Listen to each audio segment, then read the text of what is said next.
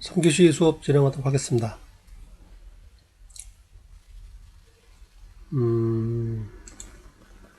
지금 뭐 교과목 소개했었고, 그 다음에 학습범위죠. 자금 관리하고 재무 관리, 그 다음에 구체적인 학습 목표, 이렇게 네 가지 사항을 설명을 이제 드렸고요.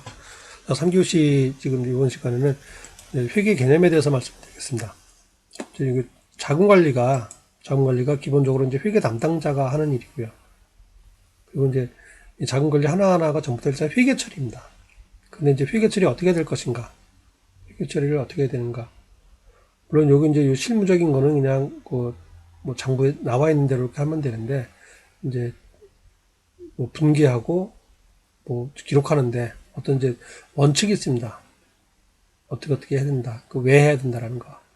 그래서 그런 것들을 알아야 되는데 각종 규정도 있고요. 이제 회계 처리 규정이나 기업회계 기준이나 아니면 이제 법인세법 또는 이제 뭐 부가가치세법 등등도 있는데, 그런 것들을 적용을 시키려면은 가장 먼저 뭘 알아야 되냐면은 기본적인 회계의 개념이 되어 있어야 돼요. 그래서 회계 개념이 정확하게 서 있으면은 회계 처리하는데 별 어려움이 없습니다. 그래서 이제 회계 개념을 정확히 익히는 게 중요하고, 특히 이 재무상태표와 손익계산서의 그 내용 구성에 대해서 아는 것이 이제 굉장히 중요합니다. 그래서 그러려면은 먼저 시작점이 이제 회계의 개념이에요. 그래서 이제 여러분들 같은 경우 되게 이제 회계 원리 원가 회계 배우고, 이제 뭐 각종 세법들, 뭐 부가세나 소득세나 재산세 이제 등등 학습을 하고 그랬는데, 이 회계에 대해서도 이제 막상 물어보면은 회계가 뭐냐 얘기해봐라 그러면은 좀 머뭇거리고 잘 말을 못합니다. 정확한 개념이 안 잡히기 때문에 그래요. 그래서 이제 이번 시간은 뭐 이제 교재도 하고 이제 첫 주고 그러니까 이제 마침 이제 필요하고, 그래서 이제 회계 개념에 대해서 설명을 드리겠습니다. 외우는 게 아니고 듣고 이해를 하시면 되겠습니다. 아, 그렇구나라고 이해를 하면은 됩니다. 이제 회계 이게 이제 암기 과목이나 뭐 그런 건 아니에요. 그래서 이제 제가 가끔 이제 학생들한테 이제 하는 얘기 중에 하나가, 이제 공부를 할 때 학교 공부죠, 대학 공부, 이제 과목 어느 과목이나 대부분 마찬가지입니다. 이럴 때 절대 외우려고 하지 말아라고 얘기를 합니다. 외우려고 하지 말고 그냥 듣고 이해하면 됩니다. 그리고 들을 때도 뭐 정신을 바짝 차려서 이건 뭐 안 들으면 큰일 난다 뭐 그렇게 생각하는 게 아니고, 그냥 편안한 상태에서 그냥 들으면 됩니다. 여러분들이 이제 그 집에서 TV를 보거나 그럴 때 뭐 드라마를 보거나 또는 뭐 연애 프로그램을 보거나 뭐 다큐멘터리 같은 걸 봐도 마찬가지예요. TV를 볼 때 뭐 긴장을 해서 보거나 그러질 않잖아요. 그냥 편안한 상태에서 50분짜리를 이렇게 봅니다. 근데 보고 나서도 그 내용에 대해서 얼추 기억이 다 나죠.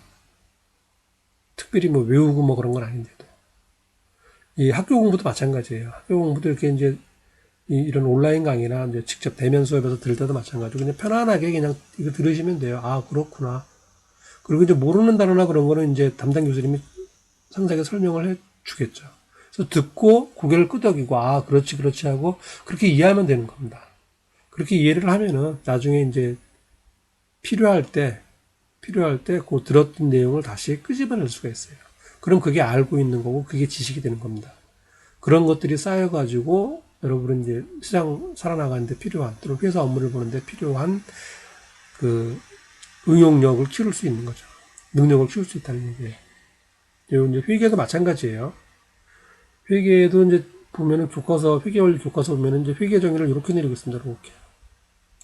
회계는 기업 이해관계자들의 경제적 의사결정에 유용한 정보를 제공하는 활동이다. 이렇게 정의를 써놓고 있어요. 이게 이제 한국말이긴 한데 무슨 말인지 와닿지가 않습니다. 기업, 이해관계자들, 경제적 의사결정, 유용한 정보. 단어가 알듯 말듯해요. 이 단어가 쉬운 단어들이 아닙니다. 딱 좀 표현을 좀 정제된 표현을 해갖고 쉽게 와닿지가 않는다 이게. 그래서 요거는 이제 이해를 못했다는 얘기가 됩니다. 그래서 이제 저는 이제 설명을 할 때 요거 앞서가지고 이제 일단 이런 식으로 설명을 해요. 요거는 이제 실제 뭐 맞는 얘기기도 하고, 회계는 일단 이렇게 기록을 합니다. 이제 한글로 회계 쓰고 한자로는 이렇게 씁니다. 요 회는 뭐 무슨 뭐 동창회, 무슨 회관, 무슨 회 할 때 회예요. 모이다라는 뜻입니다. 모이다. 모일 회자예요. 모인다는 얘기입니다. 모인다는 거. 계는 요 계산기 할 때 계입니다. 계산하다. 숫자를 가지고 더하기 빼기 하는 거 있죠. 그거 계산이죠. 그래서 계산을 모아놓은 것, 그게 회계예요. 계산을 모아놓은 것. 기업에서 상품 사고 팔고 하는 것들을 기록해 놓은 것, 모아놓은 것, 그게 회계가 됩니다. 영어로는 어카우닝 그렇게 얘기를 하죠. 이것도 계산하다라는 의미예요. 어카우닝. 그래서 회계는 일단 계산하는 것이다. 계산한다는 얘기는 돈 계산하는 거겠죠. 돈 계산, 얼마 들어오고 나가고, 그렇게 이해를 하시면 됩니다. 그래서 처음에 회계는 이렇게 개념 정의라는 게 좋습니다. 회계는 거래를 기록하는 것이다. 거래.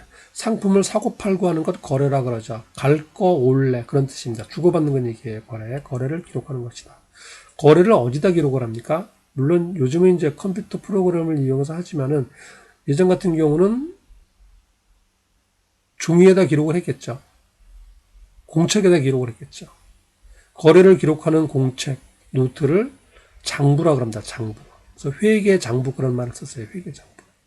회계 장부에다 기록을 한다. 그래서 장부기입이라 그럽니다. 장부기입. 이거 한자로 써 있는데 장부기입이에요. 장부기입. 그래서 여기서 줄임말이 부기입니다. 부기. 이제 여러분은 이제 회계를 이제 뭐 그전에 회계 원리 수업하고 그래서 들어봤을 거예요.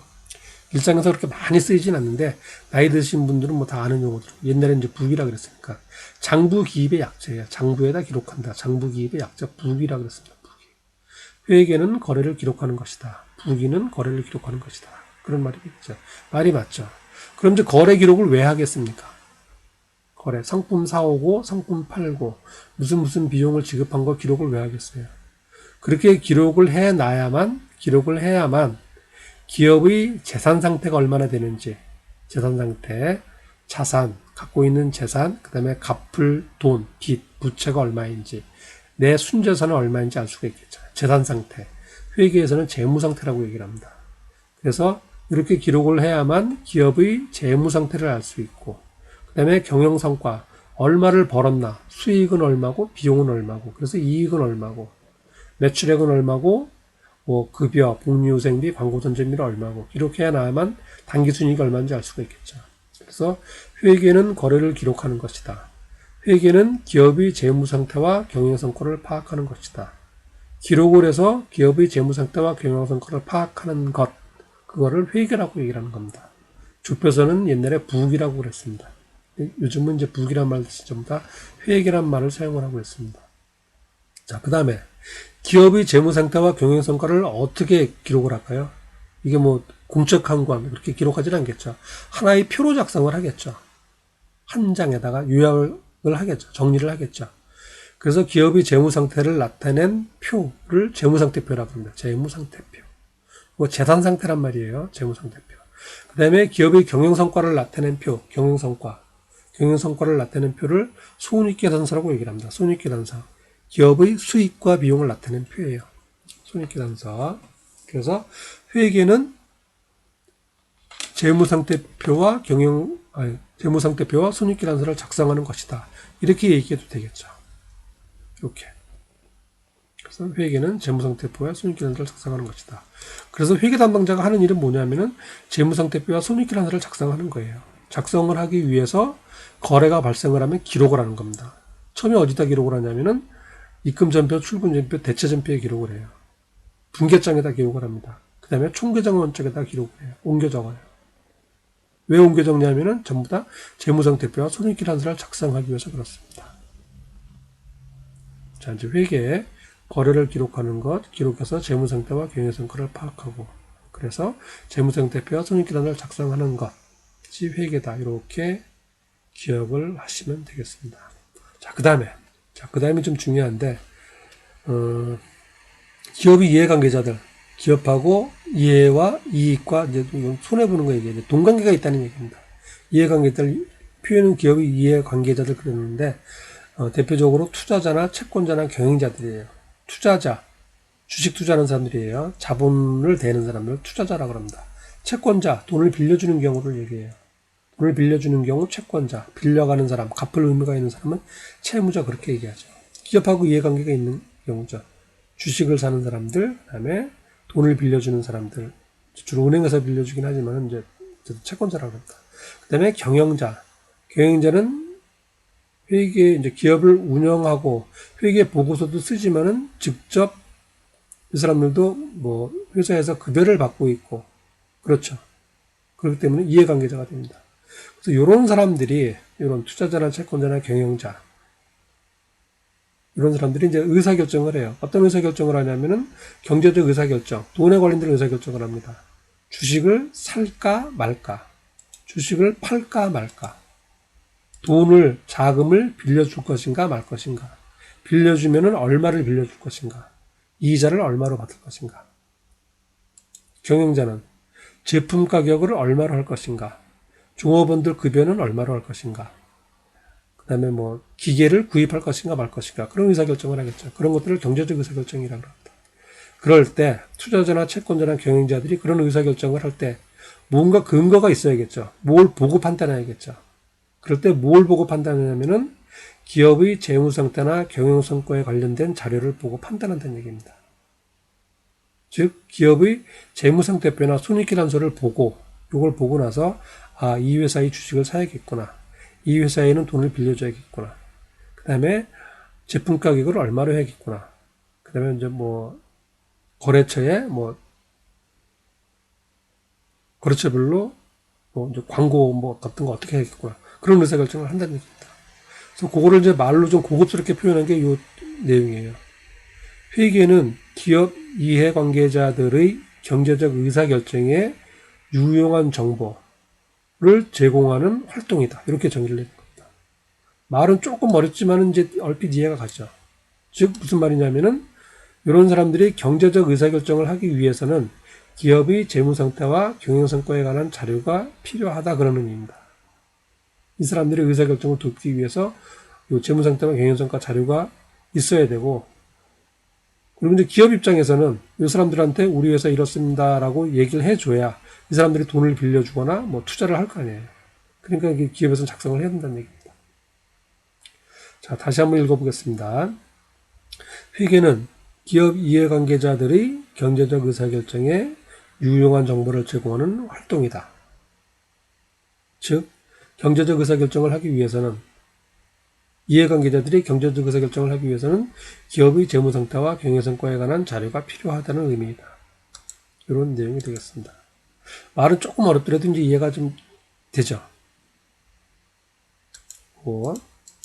결국은 무슨 말이냐면은 회계 담당자는 재무상태표하고 손익계산서를 작성을 해서 그걸 필요로 하는 사람들한테 제공해주면 된다는 얘기입니다. 요즘은 이제 뭐 직접 갖다 주는 게 아니고 그 온라인상에 다 띄워놓죠.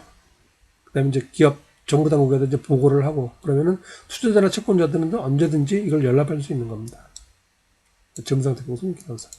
그래서 여기 앞에 세 줄은 작성하는 측면을 얘기한 거고, 요거 네 번째 요거는 작성된 걸 가지고 이용하는 측면을 얘기를 하는 거예요. 이용하는 측면. 바라보는 측면이 좀 틀린 거죠. 재무상태표 손익계산서를 작성하는 것이다. 그 다음에 이 사람들이 의사결정하기 좋도록 요 작성된 재무상태표와 손익계산서를 제공하는 활동이다. 이렇게 두 가지 측면에서 회계를 정의 내리고 있습니다. 여러분이 이제 주변에 얘기할 때는 뭐 이렇게 얘기하면 됩니다. 회계는 재무상태표 손익계산서 작성하는 것이다, 이렇게 얘기하면 되는 거고, 시험 문제 같은 것을 풀 때도 마찬가지예요. 이 말도 맞는 표현이고 이 말도 맞는 표현이에요.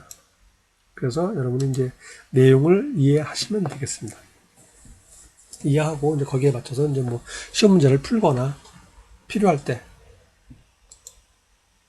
뭐 얘기를 하거나 하면 되겠습니다. 자, 그 다음에 조금 더 이제 알아두어야 될 내용들 중에서 이제 회계의 분류, 그것도 이제 상식적으로 좀 알아놓으면 좋습니다. 재무회계, 관리회계, 세무회계, 회계감사 뭐 이런 것들이 있습니다. 이건 무슨 말이냐면은 여기서 이제 투자자나 채권자들을 위해서 기업의 재무 상태와 손익계산서를 알려줘야 돼요.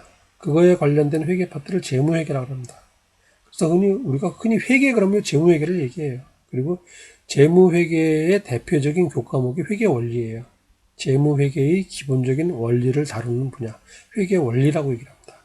그래서 회계원리의 주 내용은 재무상태표와 손익계산서를 어떻게 작성하는가, 이거 작성하기 위해서 어떻게 기록해야 되는가, 분기하는 거, 그런 것들이 나오게 되는 겁니다. 회계 원리, 그게 재무회계예요. 자, 그리고 반면에 관리회계는 경영자들의 의사결정을 위한 회계예요.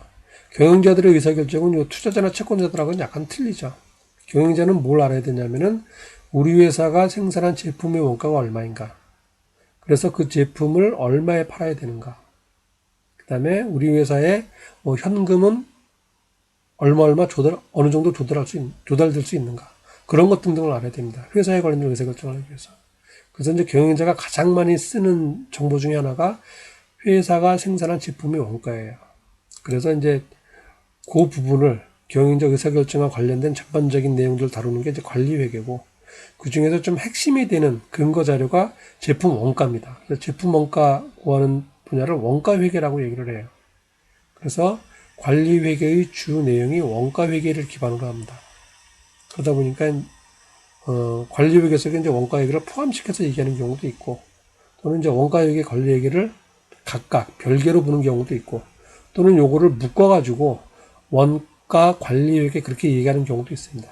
이건 뭐 정답이 있는 게 아니고 그냥 뭐 학자들 사이에 그렇고 실제로 이렇게 얘기한다는 얘기예요. 그런데 이제 통상적으로는 경영자들이 관리를 위한 회계 분야, 그래서 이제 관리회계란 말을 가장 많이 사용을 합니다. 재무회계, 관리회계. 요거는 이제 원가 계산하는 거, 회사에서 생산한 제품의 원가만을 계산하는 거, 그 파트를 원가회계라고 얘기를 합니다. 여기서 계산된 걸 가지고 의사결정하고, 여기서 계산된 원가가 요 재무회계의 재무상태표에 이제 한 항목으로 들어가게 되는 거죠. 그렇고요. 자, 그럼 이제 세무회계라고 하는 것도 있습니다. 세무회계. 모든 기업은 세금을 내야 됩니다. 벌어들인 소득에 대해서. 그래서 이제 회사인 경우는 법인세를 내고요. 개인 사업자인 경우는 소득세를 내고 사업소득세를 냅니다. 그 다음에 뭐 법인 기업이든 개인 기업이든 전부 다 부가가치세를 내요. 그 공급한 재화나 용역, 그 매출액에 대해서 10%, 매입액에 대해서 10% 계산을 해서 부가세를 냅니다. 그래서 법인세, 소득세, 부가세 계산하는 것 어떻게 계산하냐면은 기업에다 작성한 손익계산서를 기반으로 해서 작성이 돼요.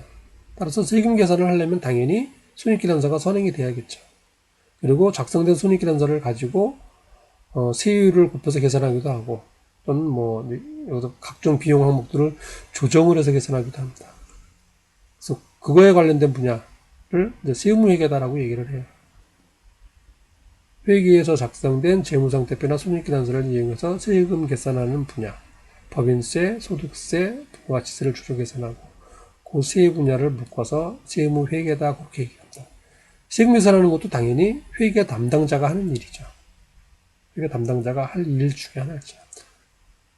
자, 그 다음에 그래서 이제 이 재무회계, 관리회계, 세무회계가 기본적인 이제 회계의 분류가 되겠고, 그거 외에 하나 더 들어가 있는 게 이제 회계감사예요. 회계감사.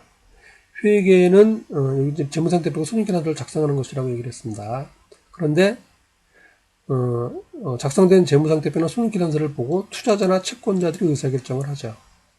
그런데 만약에 이제 회사에서 나쁜 목적을 가지고 재무상태표나 손익계산서를 거짓으로 가짜로 만들었다면은 이 투자자나 채권자들이 의사결정을 잘못하겠죠. 잘못해서 큰 손실을 볼 수가 있겠죠. 그 전에 이제 여러분들 들어봤을지 모르겠어요. 그 전에 이제 우리나라 이제 뭐 1998년도죠. IMF 사태가 있었다 그러고요. IMF 사태. 여러분들이 주로 태어나기 전 일이긴 하지만은 그때 한국 경제가 굉장히 휘청됐습니다. 그리고 이제 문을 닫은 회사도 많고, 그래서 이제 회사가 없어지니까 직장을 잃게 되는 거고요. 그래서 어쨌든 국가 전체적으로 경제적 타격이 굉장히 컸어요. 그 가정적으로도 이제 파산한 사람들도 굉장히 많았었고, 그럴 때가 있었고요. 그 다음에 이제 2008년도인가에 뭐 리먼 브로더스 사태 그래가지고 이제 미국에서 거액의 이렇게 좀 일종의 사기 사건이죠. 그렇게 나가고 전 세계에 이제 경제가 휘청거린 때가 있었습니다. 그때 그 근간이 뭐냐면 그게 전부 다 요거예요. 재무상태표고 손익계산서를 허위로 작성한 거. 그래서 잘못 작성된 걸 보고 의사결정을 해서 굉장한 큰 돈이 이제 손실이 나게 되고, 그래서 이제 뭐 증권회사, 뭐 은행이 막 부도가 나고 막 그래서 그 국가 전체가 휘청휘청하게 된 겁니다. 그래서 기업에서는 이 재무상태표하고 손익계산서를 정확히 작성을 해야 돼요. 그래서 이 투자자나 채권자들은 이제 뭘 요구하냐면은 기업에서 작성한 재무상태표나 손익계산서가 이게 제대로 작성된 건가를 확인할 필요가 있겠죠. 확인이 돼야겠죠. 그래서 기업에서 작성한 재무상태표와 손익계산서가 제대로 작성되었는지 여부를 확인하는 분야, 그게 바로 회계감사입니다. 회계감사. 회계감사를 시행하는 사람들을 공인회계사라고 얘기를 합니다. 공인회계사. 그래서 이제 기업들은 물론 아주 작은 기업은 아닌데 좀 큰 기업들이에요. 큰 기업들. 그래서 이제 통상적으로 이제 외감법인 그렇게 얘기합니다. 외부 감사를 받아야 되는 법인. 보통 이제 자산이 120억 이상인 것, 그다음에 이제 매출액이 100억 이상, 뭐 그런 규모인 건 웬만큼 큰 기업들이죠. 그런 기업들은 전부 다 외부 감사를 받게 돼 있어요. 외부 감사를 받는다는 얘기는 그 회사에서 작성한 재무상태표와 손익계산서를 공인회계사들한테 검사를 받는다는 얘기입니다. 그럼 이제 공인회계사들은 이 표를 보고 이 재무상태표는 기업의 자산, 부채, 자본을 적정하게 표시하고 있다. 이 손익계산서는 기업의 수익과 비용을 적정하게 표시하고 있다. 라고 확인을 해줍니다. 그걸 이제 감사보고서라고 얘기를 해요. 그래서 이제 그런 거에 관련된 분야를 회계감사 이렇게 얘기를 합니다. 회계감사. 그래서 이것도 이제 회계의 중요한 분야 중에 하나가 되겠습니다. 자, 이렇게 이제 이게 회계 분류가 되겠고요. 자, 그 다음 이제 기업회계 기준이에요. 기업회계 기준. 기업회계 기준은 뭐냐면은 회계 처리를 할 때, 재무상태표와 손익계산서를 작성을 할 때 따라야 될 준칙입니다. 회계 처리 준칙을 얘기해요. 근데 현재 우리나라는 이렇게 이제 세 가지 기업회계 기준이 있습니다. 세 가지 기업회계 기준. 요거는 이제 기업 규모에 따라서 적용하는 기준이 약간 틀리다는 얘기예요. 뭐 삼성전자, 현대자동차, 뭐 SK, 뭐 우리나라 굴지의 대기업들 있잖아요. 그런 기업들하고 그다음에 아주 작은 기업들, 뭐 이제 쉽게 얘기하면 이제 뭐 동네에서 이렇게 뭐 식당이라든가 뭐 도소매업 조그맣게 하는 그런 데하고 그런 큰 기업하고 그렇게 작은 기업하고 회계 처리를 이렇게 어떻게 하라고 똑같이 기준을 정할 수가 없겠죠.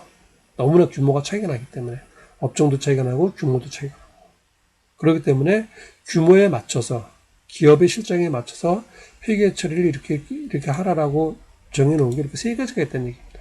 주로 기업 규모에 따라서 틀려져요. 그래서 한국 첫대 국제 회계 기준 요거는 이제 뭐 영어 약자로는 KIFRS 뭐 이렇게 얘기를 합니다. 국제 회계 기준 뭐 인터내셔널 파이낸셜 리포팅 시스템 뭐 그런 약자일 겁니다. 재무 보고서 작성하는 거예요. 국제 회계 기준은 이제 요즘 이제 글로벌화 되어 있기 때문에 우리나라 기업이 이제 뭐 외국에도 지사를 두고 있어서 이제 수입을 하고요. 마찬가지로 외국 기업도 국내에 들어와서 이제 영업 활동을 하고 기업 활동을 하죠. 그러다 보니까 이제 나라마다 회계 기준이 틀리다 그러면은 이제 그 회계 처리하는데 굉장히 어려움이 많을 거예요. 그리고 회계 기준이 틀리다 보면은 이런 사람들 의사결정하는데도 굉장히 좀 문제가 있을 거고요. 그래서 국제적으로 100여 개 이상이 가입한 걸로 알고 있는데 회계 기준을 맞춰놓고 사용하고 있습니다. 똑같이 한다는 얘기예요. 그래서 그거를 이제 국제 회계 기준이라 그러고 그 중에서 그거를 이제 거의 한국말로 거의 이제 번역해 놓은 겁니다. 우리 회사가 우리나라에서 이제 국제 회계 기준에서 따온 기준을 얘기를 합니다. 그거를 한국 채택 국제 회계 기준 그렇게 얘기를 해요. 국제 회계 기준 거의 그대로 다 받아왔다고 보시면 되고 그래서 요거는 이제 상장법인들 여러분 이제 9시 뉴스 보거나 이제 신문에 보면은 이제 상장법인들에서 이제 주가 나오죠. 상당히 규모가 큰 기업들 얘기를 하는 겁니다. 보통 매출액이 이제 1000억 이상 뭐 그렇게 얘기를 합니다. 자기 자본은 300억 이상이고 매출액 1000억 이상이니까 큰 기업들이에요. 그러니까 여러분이 흔히 알고 있는 큰 기업들, 대기업들은 전부 다 이제 요 기준에 따라서 회계 처리를 하게끔 그렇게 되어 있습니다.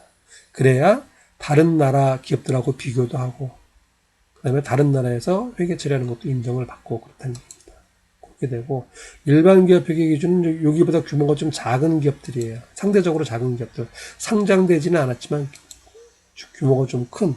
그래서 이제 외감법인이라 그래가지고 이제 외부 감사 받는 법인들이에요. 그래서 자산은 120억 이상, 매출액은 100억 원 이상, 종업원 100명 이상. 어느 정도 규모가 있는 기업들이에요. 그런 기업들은 일반 기업 회계 기준에 맞춰서 회계 처리를 하게끔 되어 있습니다. 그거는 이제 일반 기업 회계 기준 그렇게 얘기를 하고, 그 다음에 이제 여기보다 작은 기업들 있죠. 외관법인이 아닌 기업들. 아까 얘기한 이제 뭐 자산 100억 원 미만인 기업들이에요. 그래도 좀 크지만 어쨌든 좀 여기보다는 작은 데입니다.